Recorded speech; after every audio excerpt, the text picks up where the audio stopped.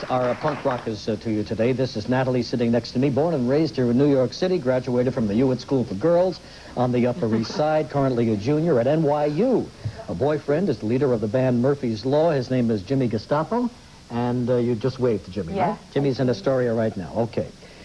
Next to her is Todd, who is 16 years old, born in New York City, been in the hardcore scene since he was 11 years old. 15 months in reform school, it says here, Todd. Plays guitar for the band The War Zone, a junior high school dropout. Christine, next to him, attending Pratt Institute in Brooklyn, been into the punk scene for 6 years. She's about 21 years of age. Ray, one of the more outspoken members of the punk underground here in New York, been in and out of a lot of bands, around 21 years of age. And next to him is Debbie from Canada, left there when she was 13, currently writes a fan magazine for punks. Okay, now look, we've all seen, you know, the punks around town. I want to know why you chose this lifestyle. Let's start with you, Natalie. Why? Why not? No, I mean, other than that. Well, I mean, everybody's into their own thing. Mm-hmm. You know, I mean, there's some people are into heavy metal, some people are into being junior executives. We're into this just because this scene gives you the opportunity to be an individual, and you get to say what you want to say and do what you want to do. And if anyone disagrees with you, they can come up to your face and tell you so. But Debbie, you know, when they write about it, the writers always say this was born out of a frustration that you guys had somewhere along the way with your parents, with your family, with Suburban. I don't know. Experts keep writing all these stupid books and having these stupid talk shows. Like Phil Donahue had this ridiculous show on. I'm sorry, Phil, but you really blow.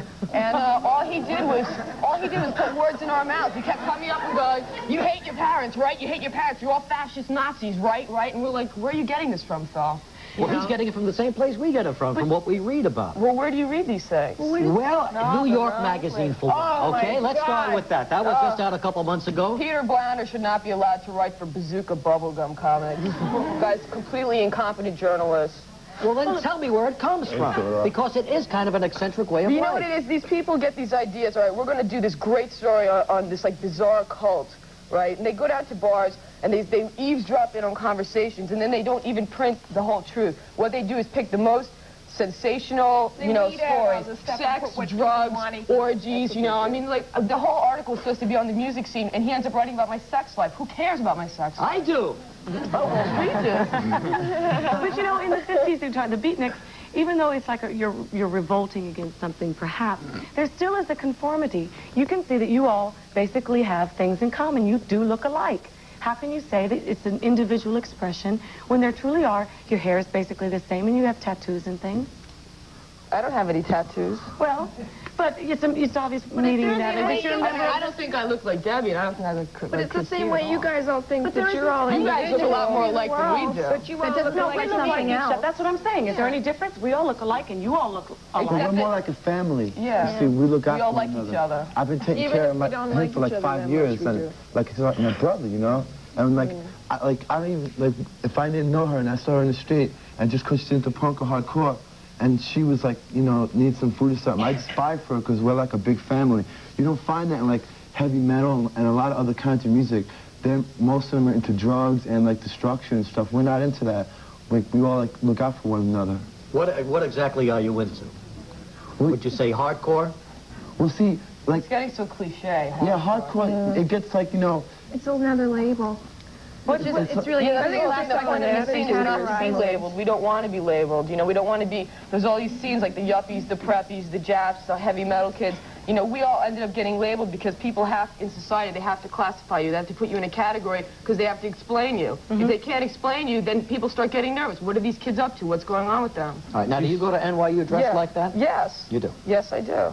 Well, what about your parents? How do they feel about this? How does your family feel about it? My mother loves him. My mother's very she doesn't supportive. it's up to me. She respects my opinions as an individual. She thinks I can think for myself, and she knows if I have to do this, then I have to do this. Do you have a job? I have 3 jobs. What do you do? I go to school full-time. I'm a part-time studio assistant for Spiderweb Studios. I'm a part-time assistant for an artist on 24th Street. I work in the school library at Pratt Institute, and I'm a fine arts major full-time at Pratt. Now, Christine, I'm putting myself are through you school, by dressed the the way you dress when you go to these jobs, or are you dressed for us the way you dress at night?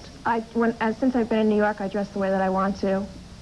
Before I moved down here, it was a lot harder. I tried to tone it down a little bit, but, you know, it really got me angry to have to do that because I'm a very competent person. I can work as well or better than anyone that dresses conservatively or straight.